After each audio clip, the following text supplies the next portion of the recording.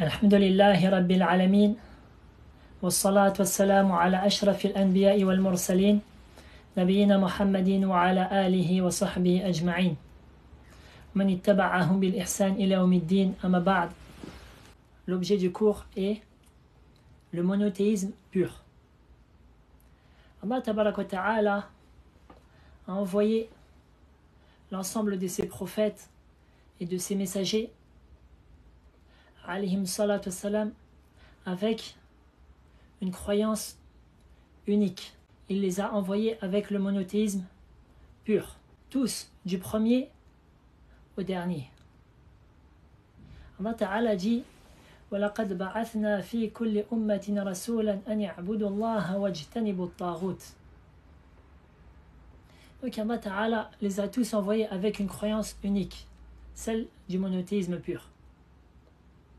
Celle du fait qu'Allah Ta'ala est le seul créateur de l'univers. Comme il dit, le Très-Haut, Allahu khaliqu kulli shay'in wa huwa ala kulli shay'in wakil. Allah Ta'ala, c'est lui qui a créé toutes choses et il est sur toutes choses garant.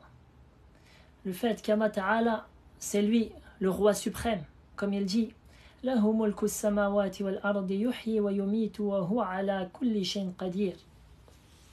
À lui appartient la royauté des cieux et de la terre. Il donne la vie et la mort et il est capable de toutes choses. Le fait qu'Allah Ta'ala, c'est lui le dominateur suprême, le commandant de toutes choses.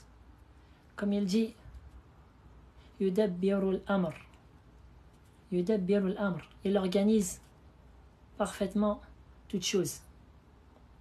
Et Allah Ta'ala donc a envoyé ses prophètes avec la croyance que lui, le Très-Haut, a les plus beaux noms. Comme il dit, وَلِلَّهِ الْأَسْمَاءُ الْحُسْنَى فَادْعُوهُ بِهَا. Et à Allah, les plus beaux noms. Invoquez-le donc à travers ses noms. Invoquez-le donc à travers ses noms. Et qu'Allah Ta'ala a les meilleurs attributs. Comme il dit, وَلِلَّهِ الْمَثَلُ الْأَعْلَى وَهُوَ الْعَزِيزُ الْحَكِيمُ.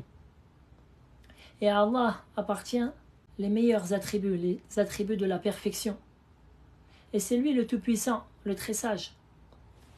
Et donc, il a envoyé tous ses prophètes et ses messagers avec la parole La ilaha illallah. Comme je l'ai cité au début, le verset dans Surat An-Nahl, nous avons envoyé un messager à chaque peuple pour leur dire I'budullaha wajtanibu at-taghut. Adorez Allah, écartez-vous du taghut, de ce qui est adoré en dehors d'Allah et qui agrée cette chose-là. Et Allah Ta'ala dit وَمَا أَرْسَلْنَا مِنْ قَبْلِكَ مِنْ رَسُولٍ إِلَّا نُوحِي إِلَيْهِ أَنَّهُ لَا إِلَهَ إِلَّا أَنَا فَاعْبُدُونِ. Et nous n'avons envoyé de messagers avant toi, si ce n'est à qui nous avons révélé nulle divinité en dehors de moi, adorez-moi donc seul. Et Allah Ta'ala nous a cité la prédication d'un grand nombre des prophètes, alayhim salatu salam. Parmi eux, le premier des messagers d'Allah, à savoir Nuh, lorsqu'il dit لقد أرسلنا نوحا إلى قومه فقال يا قوم اعبدوا الله ما لكم من إله غيره إني أخاف عليكم عذاب يوم عظيم. Ô mon peuple, et lorsque Nuh a été envoyé vers son peuple et qu'il dit ô mon peuple, adorez Allah, vous n'avez pas de divinité digne d'être adorée en dehors de lui. Certes, j'ai peur pour vous un châtiment d'un jour immense. De plus, Ibrahim alayhi salatu wassalam, a appelé son peuple à cela, comme Allah Ta'ala le dit وَإِذْ قَالَ إِبْرَاهِيمُ لِأَبِيهِ وَقَوْمِهِ إِنَّنِي بَرَاءٌ مِّمَّا تَعْبُدُونَ إِلَّا الَّذِي فَطَرَنِي فَإِنَّهُ سَيَهْدِينِ. Et lorsque Ibrahim dit à son père et à son peuple, je me désavoue de tout ce que vous adorez, si ce n'est celui qui m'a créé, et c'est lui qui me guidera. Subhanallah.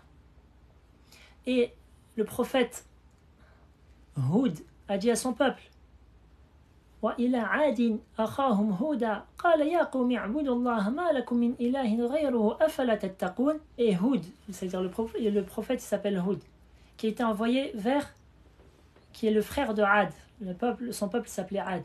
Il leur dit: ô mon peuple, adorez Allah, vous n'avez pas de divinité en dehors de lui qui mérite d'être adoré. N'allez-vous pas craindre Allah? De même, le prophète Salih, qui a été envoyé vers le peuple de Thamoud, a dit la même chose à son peuple. وَإِلَى ثَمُودَ أَخَاهُمْ صَالِحًا قَالَ يَا قَوْمِ اعْبُدُوا اللَّهَ مَا لَكُم مِّنْ إِلَٰهٍ غَيْرُهُ. De plus, Shu'aib, le prophète Shu'aib, lorsqu'il a prêché son peuple, la même chose. وَإِلَى مَدْيَنَ أَخَاهُمْ شُعَيْبًا. Et vers Madian, le prophète Shu'aib, il dit: قَالَ يَا قَوْمِ اعْبُدُوا اللَّهَ مَا لَكُم مِّنْ إِلَٰهٍ غَيْرُهُ. Ô mon peuple, adorez Allah, vous n'avez pas de divinité en dehors de lui. De même, le prophète Youssouf, lorsqu'il a prêché 2 prisonniers, il leur a dit: Ya sahibay sijni a'arbabun mutafarriquna khayrun am illahu al-wahid al-qahhar. Ô 2 prisonniers, est-ce que des seigneurs dispersés sont meilleurs que ceux-ci soient des statues, des pierres, des arbres, les anges, les prophètes, ou ceux qui adorent l'argent ou les femmes, etc.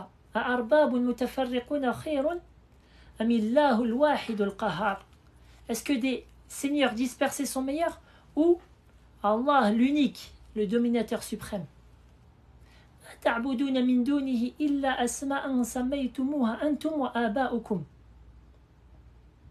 Vous n'adorez en dehors de lui que des noms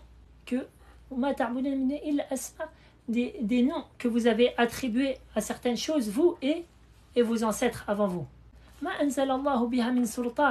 Allah Ta'ala n'a fait révéler en cela aucune preuve. Bien au contraire, la preuve qu'Allah Ta'ala a fait révéler, c'est celle que nul ne mérite d'être adoré si ce n'est lui. Inil hukmu illa lillah. Youssouf, il continue à leur parler et leur dit: Inil hukmu illa lillah. Le jugement suprême n'appartient qu'à Allah. Amara alla ta'budu illa iyah.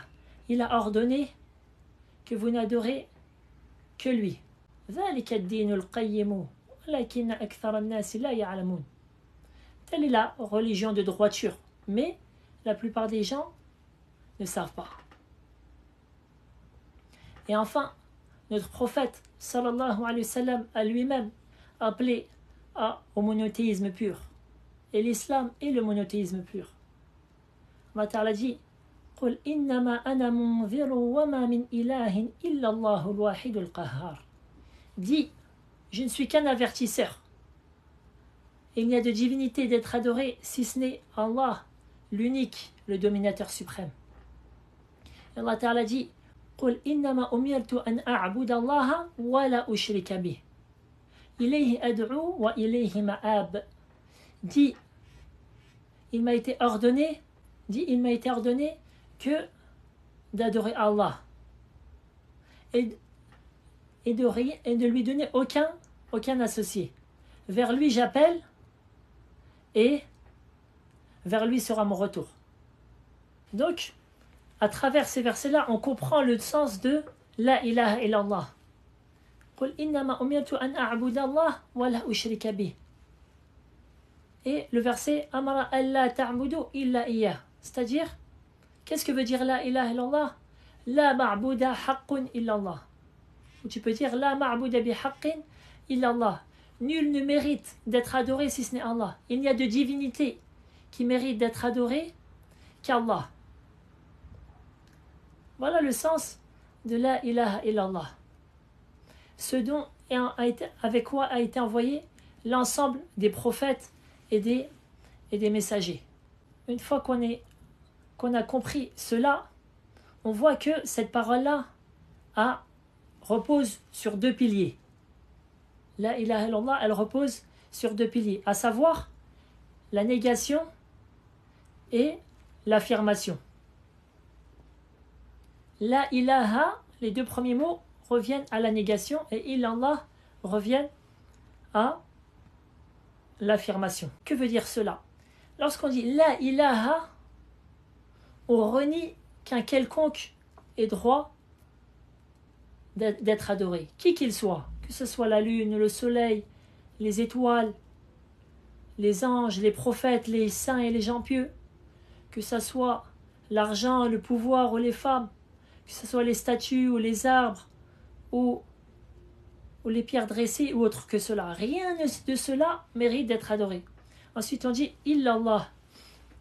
Seul Allah mérite d'être adoré, car c'est lui, comme j'ai dit au début, qui nous a créé, qui a créé toutes choses. C'est lui qui nous a pourvus de ses bienfaits et qui ne cesse de nous pourvoir de ses bienfaits. C'est lui qui a les plus beaux noms et les meilleurs attributs.